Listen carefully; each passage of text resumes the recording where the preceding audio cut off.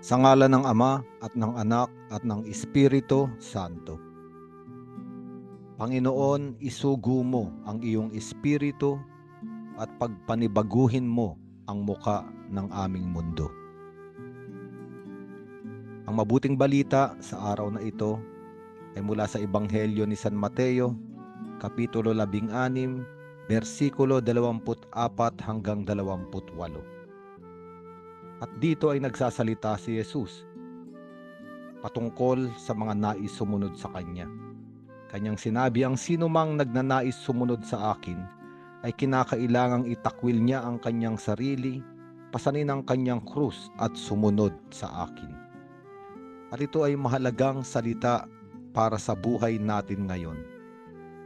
Sapagkat sa daigdig ngayon, sa kultura at sa henerasyon ng mga tao ngayon, ang palagiang nangyayari ay gawing sentro ang sarili.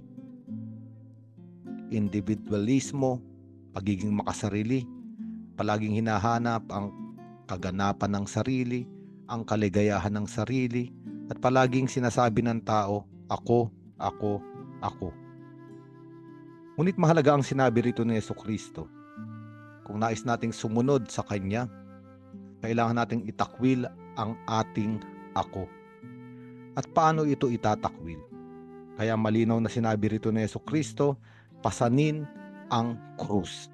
Ano ba ang krus? Sa krus, ibinigay ni Jesucristo ang kanyang buhay. Ibig sabihin, hindi niya inisip ang kanyang sarili o ang kanyang sariling buhay, kundi kanyang inialay sa pamamagitan ng pagkakapako sa krus para sa ating lahat. At ito ang ibig sabihin ng mabuting balita. Paano itatakwil ang ating sarili? Kailangan natin unang-una malaman at makita ano ang ating krus. Saan ang ating krus? Sino ang ating krus? Sapagkat ang krus ni Jesucristo ay ang misyon na itinalaga sa Kanya ng Kanyang Ama. At sa misyon na yon, ang panawagan sa Kanya ay ibigay ang Kanyang buhay.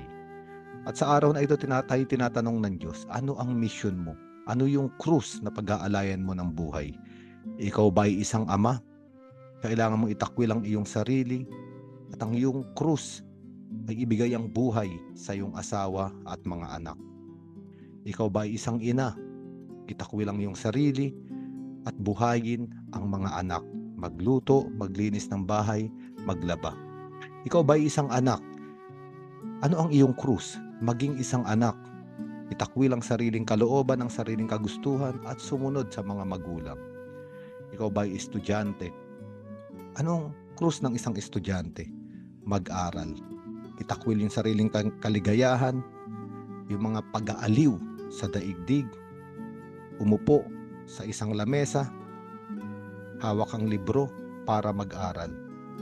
At maraming krus kung saan tayo tinatawag ng Diyos upang ialay ang ating buhay. Sapagkat ito ay sinundan ni Jesucristo. Sabihin ni Jesucristo, ang naghahangad na magligtas ng kanyang buhay ay mawawalan nito. Ngunit ang mawala ng kanyang buhay alang-alang sa akin ay magkakamit nito. At ito ay malinaw. No? Kapag ipinagtanggol natin ang ating sariling kaligayahan, ang ating sariling buhay, at hindi ito inialay sa Diyos at sa kapwa, akala ba natin magiging maligaya tayo? Malinaw na sinabi ni Jesucristo, hindi tayo magiging maligaya. Kasi habang ipinagtatanggol natin yung ating buhay at hindi ito ibinibigay sa iba, mas lalo itong mawawala.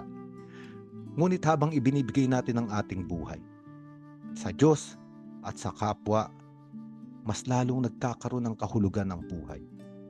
Ito ang napakagandang mensahe ng mabuting balita para sa atin ngayon. Kaya nga sinabi rin dito ni Jesucristo, no? Ano ba ang mapapala ng isang tao? Makamtan man niya ang buong daigdig, kung mapapahamak naman ang kanyang sarili. At ito nga, ito yung buod nitong ebanghelyong ito. Maraming tao ngayon ang gustong pumanik sa rurok ng kaligayahan, maging tanyag, maging numero 1, number 1, nandoon sa taas, pinupuri at niluluwalhati. Maging matagumpay sa larangan ng daigdig na ito, magkamal ng salapi, magkaroon ng maraming kayamanan. Hindi ito masama. Ngunit kung ito lang ang pangarap at ang kahulugan ng buhay ng tao. Bandang huli, makikita ng tao ang kanyang sarili. Nandun nga siya sa rurok dahil inapakan niya ang ibang mga tao para makarating siya ron, pero siya ay nag-iisa. Kaya nga makamit man ng tao ang mundo,